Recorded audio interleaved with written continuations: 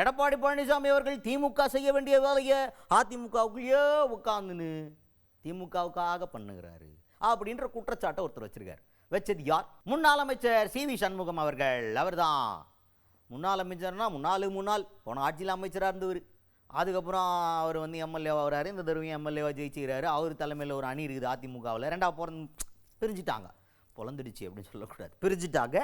ஒரு அணி CV. Shanmugam, SP Velumani அவர்கள் இவங்கெல்லாம் சேர்ந்து ஒரு குரூப்பாக போயிட்டாங்க. இந்த பக்கம் எடப்பாடி பழனிசாமி அவர்களுடைய ஆதரவாளர்கள் ஒரு குரூப்பாக இருக்கிறாங்க. இப்படி ரெண்டாக பிரிஞ்சதுக்கப்புறமா சி.வி. சண்முகம் அவர்கள் ஏகப்பட்ட குற்றச்சாட்டுகளை முன்வைத்திருக்கிறார். என்னடா குற்றச்சாட்டுன்னு பார்த்தா, எடப்பாடி பழனிசாமி அவர்களை பற்றி பயங்கரமாக பேசுகிறார்.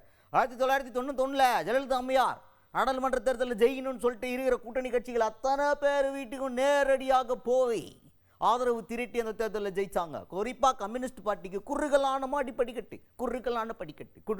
படிக்கட்டில் கஷ்டப்பட்டு ஏறி போய், என்னடா படிக்கட்டில் ஏறினதெல்லாம் கஷ்டமா அப்படின்னு கேட்டிங்கன்னா, அவங்களுக்கு ஜெயலலிதா அம்மையார் அவர்களுடைய இமேஜுக்கு அவங்க ஒரு இடத்துக்கு போயிட்டு படிக்கட்டிலலாம் ஏறி போய் ஏன்னா கூப்பிட்டா பார்க்குற லெவலில் இருந்திருப்பாங்க. அப்பேற்பட்டவங்க கூட கூட்டணி அமைக்கிறதுக்காக கூட்டணி கட்சி ஆஃபீஸ்க்கெலாம் போனாங்கன்றத ரொம்ப அவங்க எவ்வளோ இறங்கி போனாங்க பாருங்கன்னு சொல்லிட்டு மாடிப்படிக்கட்டி ஏறி போனதெல்லாம் ஒரு விஷயமா சொல்லுங்கிறாரு சி.வி. சண்முகம் அவர்கள்.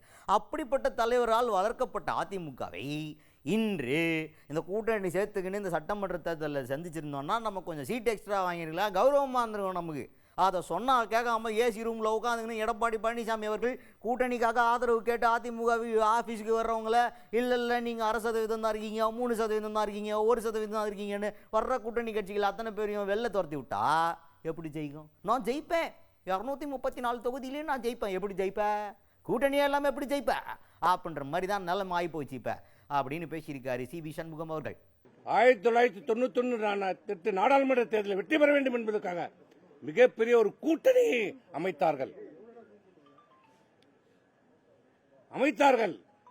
அமைத்தது மட்டுமில்ல, எல்லா கூட்டணி தலைவர் வீட்டுக்கும் படியேறி சென்றார்கள்.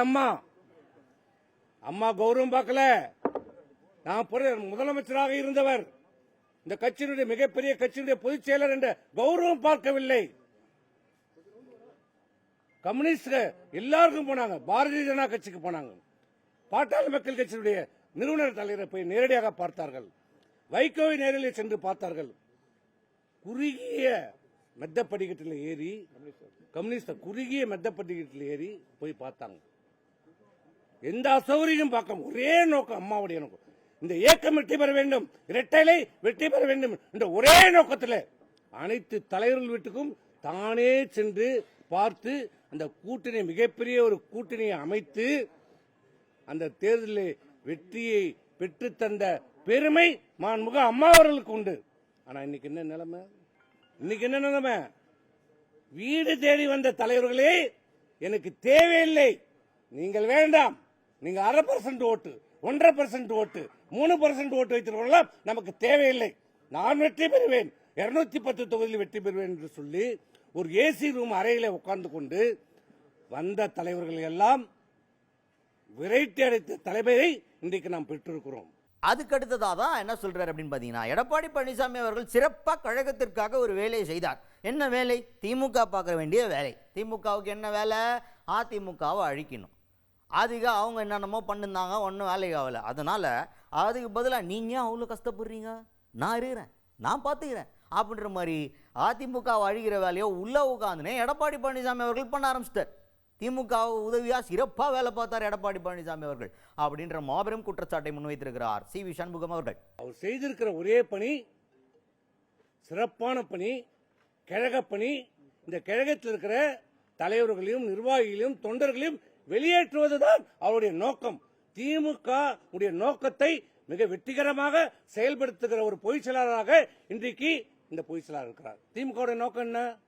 அண்ணா திமுகவை அழிக்க வேண்டும், ஒழிக்க வேண்டும், பலவீனமடை செய்ய வேண்டும். இதுதான் நோக்கம். இப்ப அவர் என்ன செய்து கொண்டிருக்கிறார்? பொதுச் செயலாளர் தேர்தலுக்கு தேர்தல், தேர்தலுக்கு தேர்தல், அனைத்து அண்ணா திராவிட முன்னேற்ற கழகம் பலவீனமடை செய்து கொண்டிருக்கிறார். அதை புரிந்து கொள்ள மறுக்கிறார். இவரை தொடர்ந்து அடுத்ததா நத்தம் விஸ்வநாதன் அவர்களும் இவங்களோட டீம்ல தான் இருக்கிறாங்க. யாரு? சி.வி. சண்முகம் அவர்கள், எஸ்பி வேலுமணி அவர்கள், இவங்களோட டீம்ல தான் நத்தம் விஸ்வநாதன் அவர்களும் இருக்கார். அவர் என்ன சொல்றாருன்னா, அவர் சொல்றது இன்னும் காமிக்கலா இருக்கு, சட்டையரா சொல்றாரு, ரொம்ப நக்கலா. இப்படி எடப்பாடி பழனிசாமி அவர்களுக்கு வந்து பழக்க தோஷம் என்ன அப்படின்னு பார்த்தீங்கன்னா, விலக்கு, எல்லாரையும் விலக்கு, நீ கிடையாது கட்சி விட்டு வெளில போ, நீ கிடையாது கட்சி விட்டு வெளில போ, எல்லாரையும் முக்கியமான தலைவர்கள் அத்தனை பேரையும் கட்சியை விட்டு விலக்கிறதா அவர் வேலையே. குறிப்பாக சொல்லணுன்னா இன்னும் கொஞ்ச நாளில் பழக்க தோஷத்தில் எல்லாரையும் விலக்கியாச்சு. இப்போ யாரடா விலக்குறதுன்றது தெரியாமல் பழக்க தோஷத்தில் நாங்கள் வந்து அதிமுகவிலிருந்து அடிப்படை உறுப்பினர் பதவியிலிருந்தே எடப்பாடி பழனிசாமி அவர்களை பதவியிலிருந்து விலக்குகிறோம். கையெழுத்து யாரா போட்டிருக்கான்னு பார்த்தா எடப்பாடி பழனிசாமி அவர்கள் அப்படின்னே போட்டிருப்பார். அவரை விலகிப்பார்.